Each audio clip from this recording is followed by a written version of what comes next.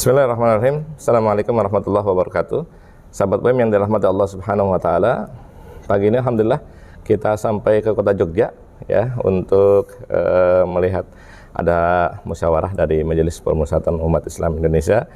Dan pagi ini insya Allah kita akan berbicara terkait dengan pendidikan di Indonesia dari masa ke masa.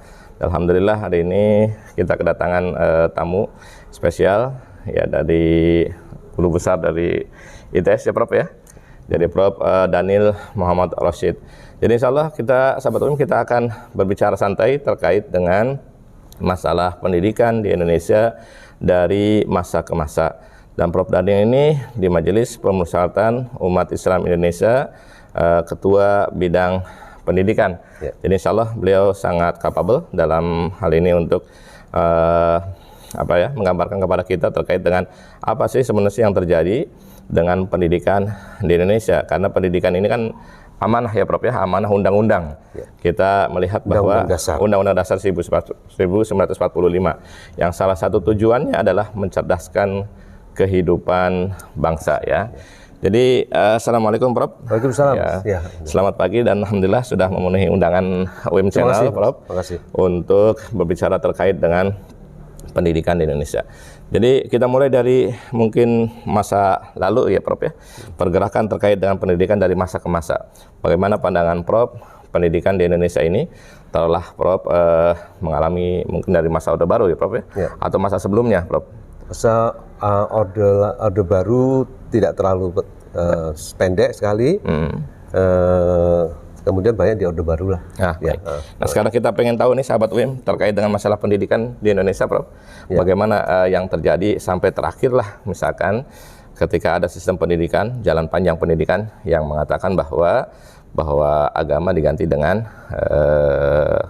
akhlak dan budaya. Nah perjalanannya itu seperti apa sampai terjadi seperti itu? Iya.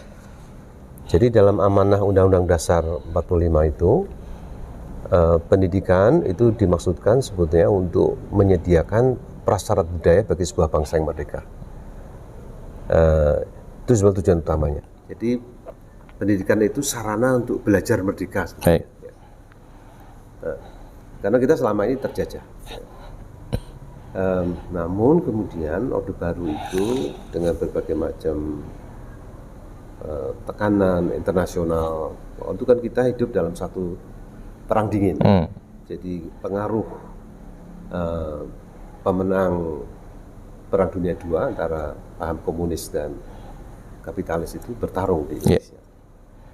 Sebelumnya Bung Karno kan pro ke Cina, ya. Kemudian Pak Harto kemudian melihat ke Barat dan penasihat-penasihat beliau umumnya alumni Amerika. Dan ini melihat pendidikan lebih sebagai instrumen teknokratik ya, untuk menyiapkan tenaga kerja. Jadi rancangan dasarnya seperti itu. Ya. Jadi undang-undang penanaman modal asing, kita lihat perusahaan-perusahaan besar itu di pertambangan itu mulai masuk ke Indonesia. Akhir tahun 60-an.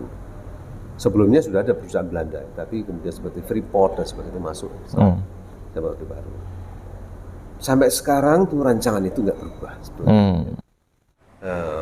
Kita sudah sejak perjanjian konferensi meja bunda tahun 49 kita sudah harus mengikuti konstitusi IMF sampai hari ini ya.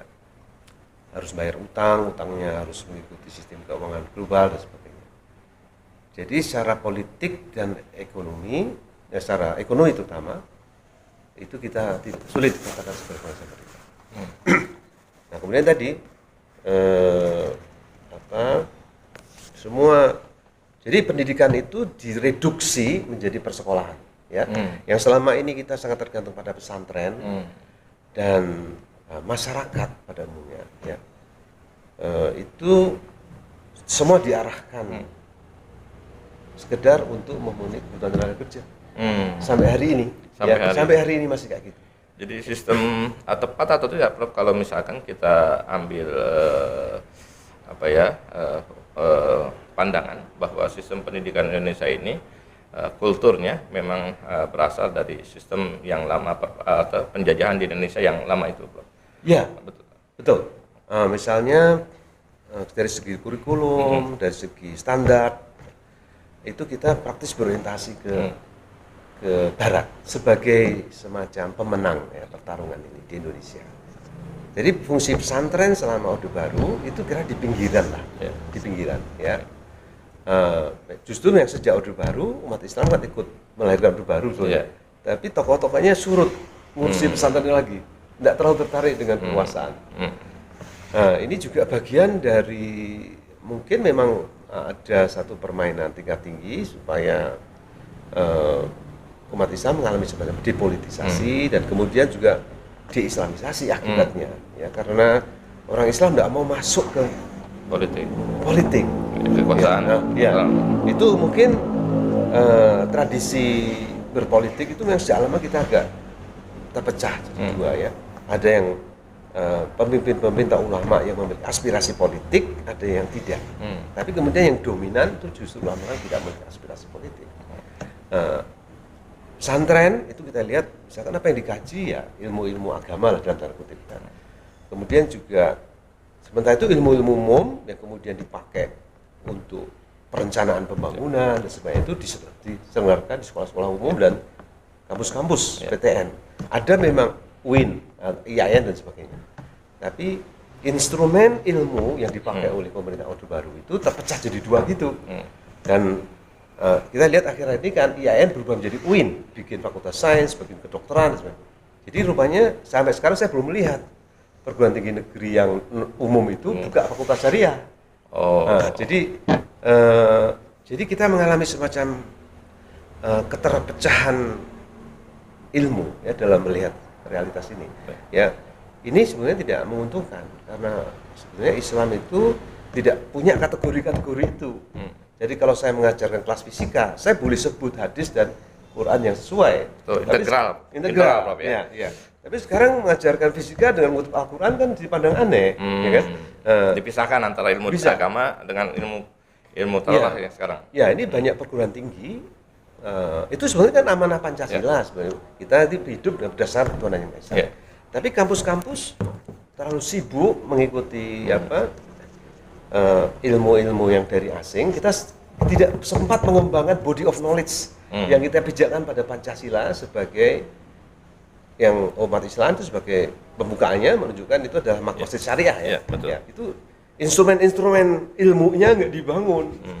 Ya masih berserakan, kita diserbu oleh paham-paham Barat. Nah, itu.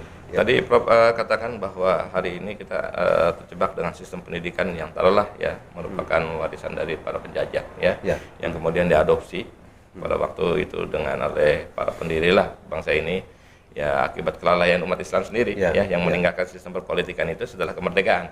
Maknanya sistem politikan termasuk sistem pendidikan itu mengkonsep daripada apa yang ditinggalkan oleh para penjajah tersebut, menciptakan tenokrat tadi ya, Prof, para pekerja. Ada yang menarik tadi pernyataan Prof yang mengatakan bahwa ya sekolah itu adalah sistem yang diciptakan. Padahal hakikatnya pendidikan itu tidak hanya sekolah. Bagaimana penjelasan Prof? Jadi sistem pendidikan nasional itu dalam praktek, kalau kita lihat rancangannya pun itu cukup bagus sebenarnya, tapi dalam praktek tidak seperti yang digambarkan. Ya. Jadi, dalam sistem pendidikan nasional diakui peran masyarakat dan keluarga misalnya. Tapi dalam praktek, keluarga itu dianggap tidak mampu dan tidak dimampukan untuk berfungsi sebagai satuan-satuan pendidikan. Semuanya harus ke sekolah. Kalau nggak sekolah dianggap tidak berpendidikan, kampungan, tidak kompeten dan sebagainya. Ya. Jadi ini itu yang oleh beberapa ilmuwan dikatakan monopoli radikal sistem persekolahan dalam sistem pendidikan. Ya. Jadi Ini yang mengakibatkan peran keluarga secara perlahan. Bagi umat Islam juga peran masjid. Masjid itu sebenarnya satu lembaga, bukan sekarang ini masjid dianggap sebagai properti, bukan institusi. Baik. Kalau keluarga tidak mampu berfungsi sebagai satuan-satuan tarbiyah, itu diambil alih oleh masjid. Ya, anak-anak belajar bertetangga, belajar bermasyarakat, itu dari masjid. Ya. Tapi masjid itu dianggap sebagai properti lebih baik. Marmernya yang dipoles, AC-nya, karpetnya. Tapi sebagai institusi masjid tidak pernah tahu jamaahnya siapa sih, database-nya tidak tahu. Jadi institusi yang terpenting yang dipinggirkan semua dengan pembesaran sekolah ini ada dua, yaitu keluarga dan masjid. Dalam perspektif umat Islam saya kira ini merugikan, sehingga kita kemudian aspirasi politik kita juga, aspirasi ekonomi juga terbatas sekali. Ya, gitu. Baik, Sobat UI menarik ini. Jadi kita selama ini kan termarginalkan dengan pemahaman bahwa pendidikan itu adalah sekolah. Jadi yang tidak bersekolah ya tidak berpendidikan lah istilahnya. Betul. Yang belum mencapai sarjana ya belum berpendidikan. Betul. Apalagi seperti beliau mencapai profesor berarti belum berpendidikan. Ya. Ada pendapat menarik terkait dengan statement Rocky Gerung itu yang mengatakan bahwa ya ijazah itu hanya menunjukkan Anda pernah sekolah saja, bukan pernah pendidikan gitu. Betul sekali. Jadi betul sekali. Seperti itu. Jadi ini ada yang menarik, Prof. Prof mengatakan bahwa keluarga dan masjid itu merupakan institusi pendidikan selain daripada sekolah. Ya kalau kita lihat justru di situ adalah perannya ya. Karena sekolah itu kan hanya sebentar saja, sedangkan di keluarga itu mungkin lebih daripada waktu-waktu yang ada di sekolah gitu, Prof. Bagaimana peranan keluarga ini terkait dengan taruhlah pendidikan pendidikan keimanan, ketakwaan, terus kemudian moralitas lah ya. Karena itu kan bagian dari tujuan juga yang disampaikan dalam pasal 31 itu. Jadi salah satu tujuan untuk pendidikan itu adalah menciptakan insan-insan, manusia-manusia yang mempunyai keimanan, ketakwaan dan akhlak yang mulia. Padahal kalau kita lihat dengan fungsi keluarga kalau dalam Islam ya, Prof ya. Fungsi keluarga maupun fungsi masjid kelihatannya lebih ideal dibandingkan dengan sekolah tersebut. Betul, ya. Jadi memang Ki Hajar Dewantoro itu sudah mengatakan bahwa pendidikan itu 3 pilar. Pertama adalah keluarga, lalu masyarakat, yang ketiga baru perguruan. Jadi perguruan atau persekolahan formal itu sebetulnya fungsinya hanya menambahi dan melengkapi. Dia bukan fungsi utama untuk mendidik warga muda, ya. Untuk menjadi warga negara yang mandiri, bertanggung jawab, sehat dan produktif. Ya. Peran keluarga itu vital. Jadi begitu keluarga tidak kita anggap sebagai satuan pendidikan, maka yang terjadi di pendidikan itu menjadi diperlemah, keluarga menjadi lemah. Sebab mendidik adab dan akhlak itu harus melalui contoh. Pertama oleh ayah ibu. Ya. Dalam kehidupan sehari-hari yang mungkin lebih dari 12 jam di rumah. Kemudian masyarakat, lingkungan masjid itu ikut membentuk itu. Ya. Jadi kalau kemudian dimonopoli oleh sekolah, ada full day schooling, bahkan itu sampai boarding school, yang terlalu awal. Itu seolah-olah memang, kalaupun sekarang keadaan keluarga tidak mampu, itu justru semakin dilestarikan ketidakmampuannya untuk menjadi satuan pendidikan. Nah ini berbahaya, karena keluarga menjadi runtuh seperti yang kita lihat di Barat. Ya, di Barat itu keluarga sudah boleh dikatakan di Inggris atau di Amerika, di Inggris, di Eropa, itu mungkin family is thing of the past. Ya. Jadi keluarga itu sudah dianggap nggak penting lagi. Pernikahan sesama jenis dan sebagainya. Jadi kita tidak mungkin membangun bangsa ini tanpa di atas reruntuhan keluarga. Tidak mungkin. Jadi oleh karena keluarga harus diberi peran, disupport, diberi tunjangan. Ibu yang menyusui dan hamil di rumah itu harus diberi support. Kalau tidak support langsung berarti kebijakan upah harus cukup bagus supaya ayah bekerja cukup membiayai keluarga. Ya. Jangan sampai tugas-tugas ibu yang semuanya membesarkan dan mendidik anak sebagai sekolah yang pertama dan utama itu justru hilang.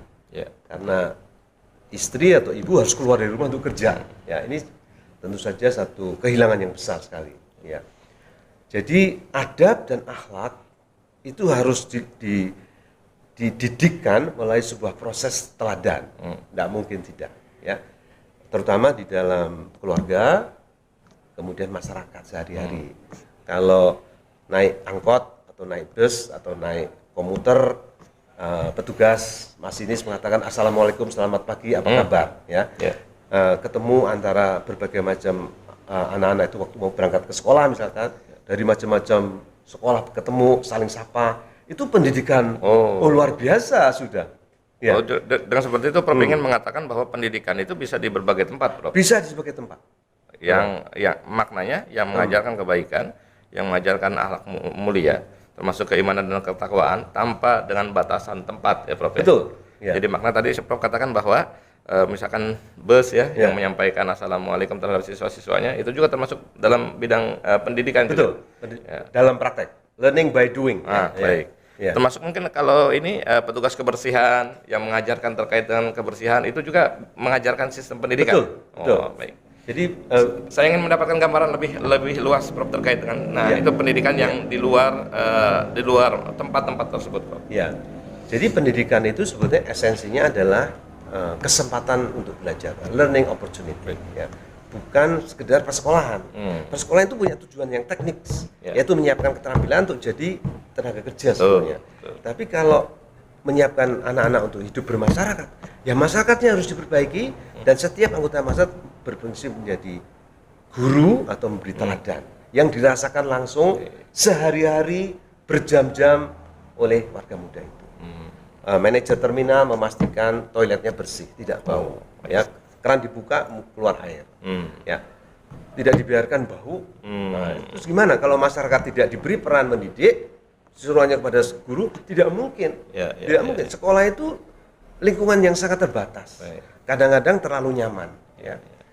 Kenyamanan itu juga kurikulum yang buruk. Sebab kalau membangun jiwa yang kuat, risk taking, entrepreneurial, itu harus hidup dalam suasana yang betul real, menghadapi risiko yang nyata, jatuh, mungkin sakit, luka, berkeringat, mungkin berdarah, ya.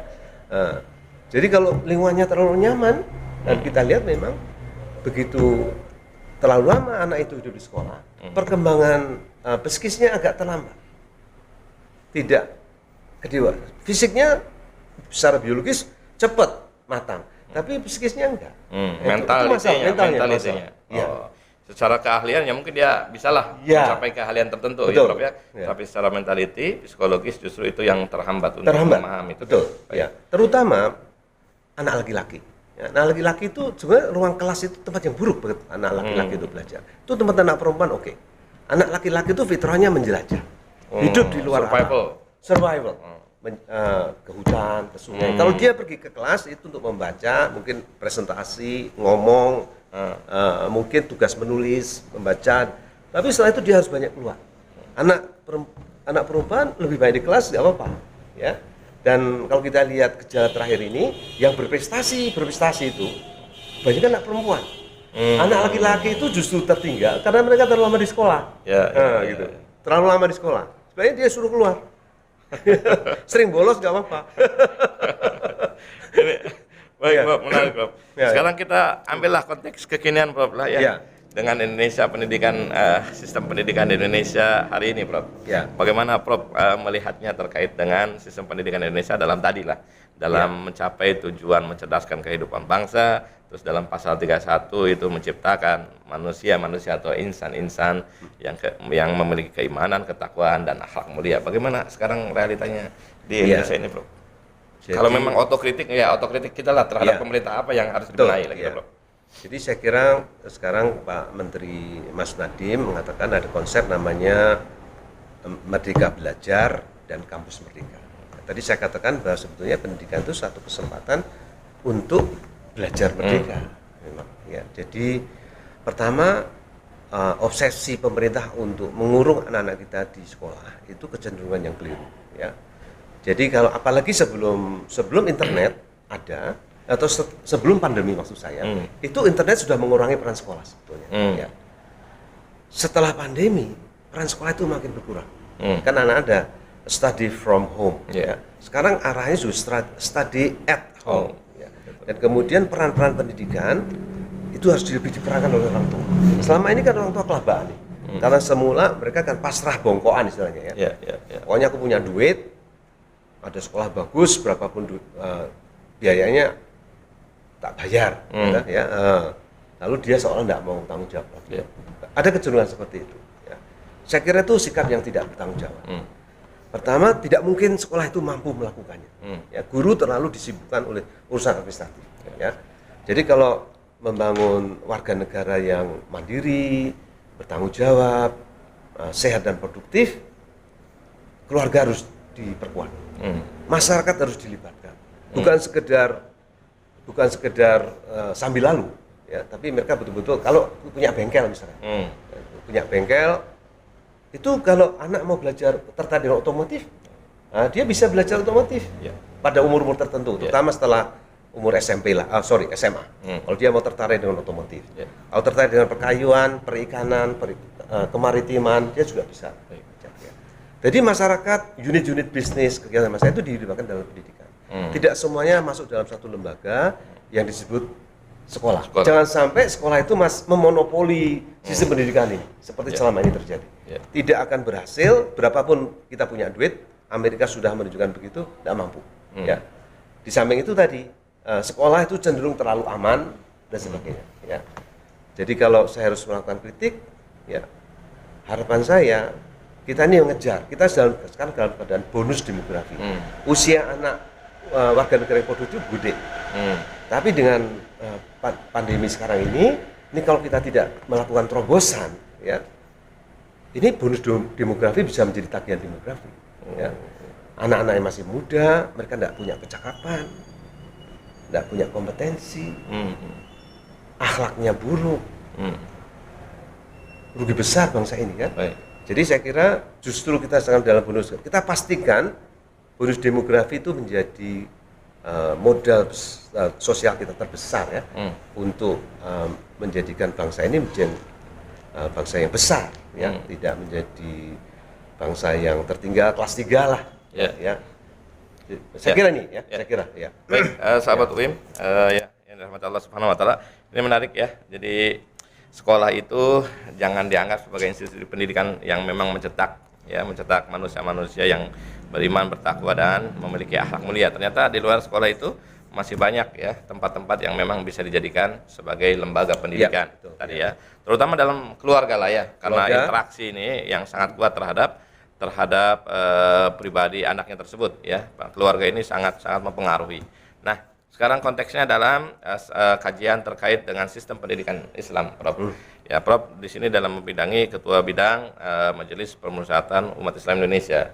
Bagaimana konsep pendidikan Islam dan kemudian wakilnya lah kalau misalkan dengan prakteknya di Indonesia ya, sehingga bagaimana menyatukan itu sehingga tidak terjadi benturan, Prof. Mungkin ini sebagai solusi terhadap sistem pendidikan di Indonesia ini. Bagaimana menggabungkan antara sistem pendidikan yang dilandasi ya untuk melahirkan insan-insan yang beriman, yang bertakwa kan itu tujuannya. Meskipun skillnya hebat, skillnya ini, tapi kalau beriman tidak bertakwa kan sia-sia lah nanti di akhirat gitu, Prof. Nah, ini menggabungkan terkait dengan sistem pendidikan Islam dan sistem pendidikan nasional lah dalam perkara ini, bagaimana korelasinya, Prof? Ya, saya ingin mengatakan bahwa memang pendidikan itu dimulai sejak dalam kandungan, bahkan bisa lebih awal lagi, bertahap sesuai dengan perkembangan fisik dan mental anak. Ya.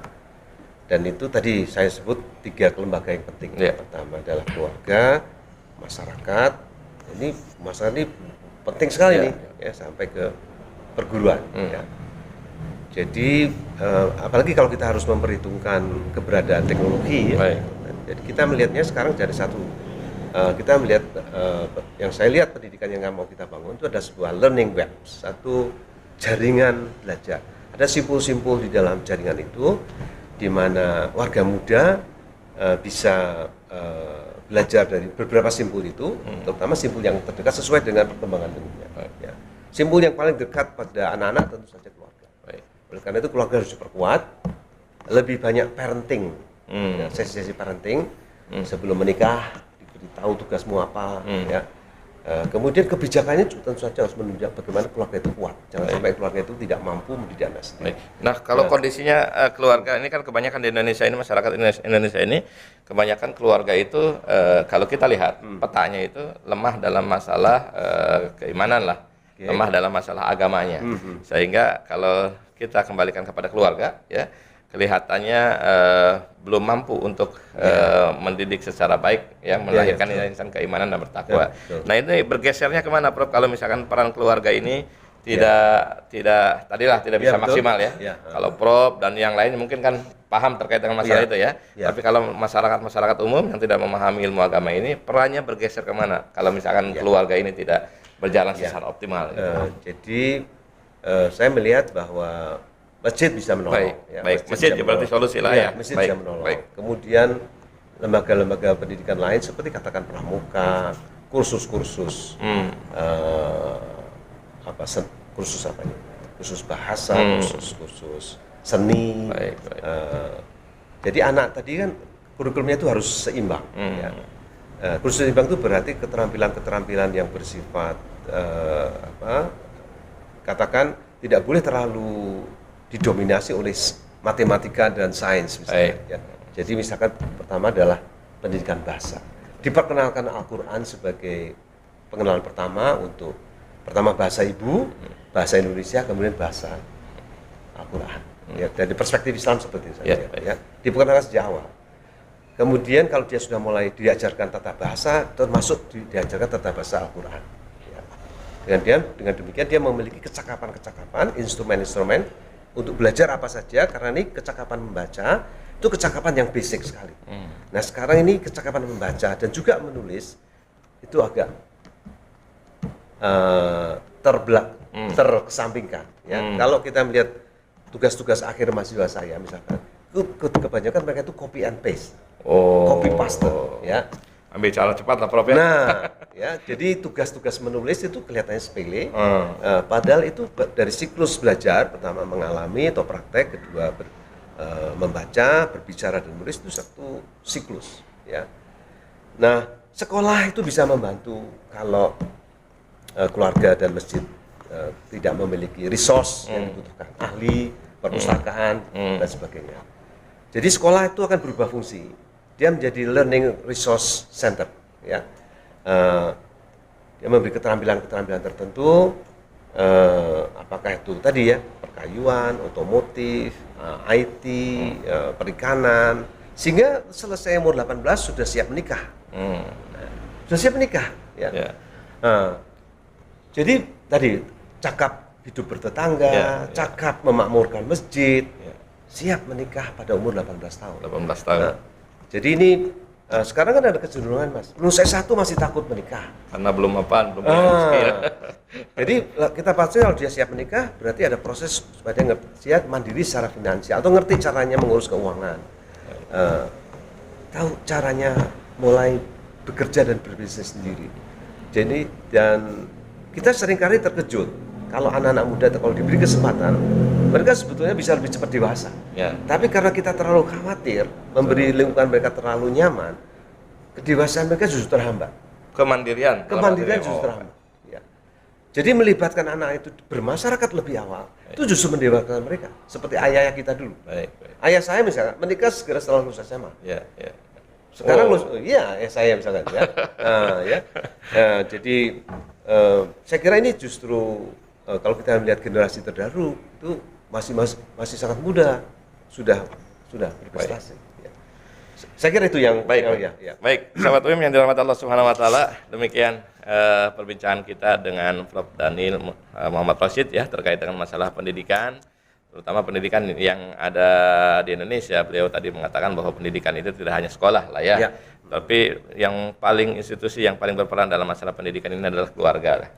Ya, terutama dalam masalah mengajarkan terkait dengan agamanya lah ya, keluarga seperti itu. Nah, kemudian peranan masjid juga, ini masjid untuk umat Islam ini sangat-sangat besar gitu ya, karena Rasulullah sendiri banyak mengajar itu ya, banyak mengajarkan itu di masjid. Baru kemudian Prof sampaikan bahwa sekolah itu hanya untuk mencetak keahlian saja ya Prof ya. Nah, institusi inilah yang harus kita pahami bahwa sekarang ini pendidikan itu harus memang melibatkan semua unsur yang kira-kira mencetak seorang manusia itu yang beriman, bertakwa dan memiliki akhlak yang mulia, tidak hanya memiliki skill saja. Ini yang harus digabungkan dari perbincangan tadi dengan Prof. Dhanil Muhammad Rasyid ini.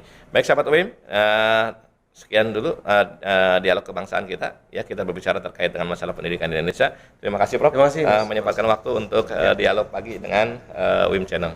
Terima kasih. Assalamualaikum warahmatullahi wabarakatuh. Wabarakatuh.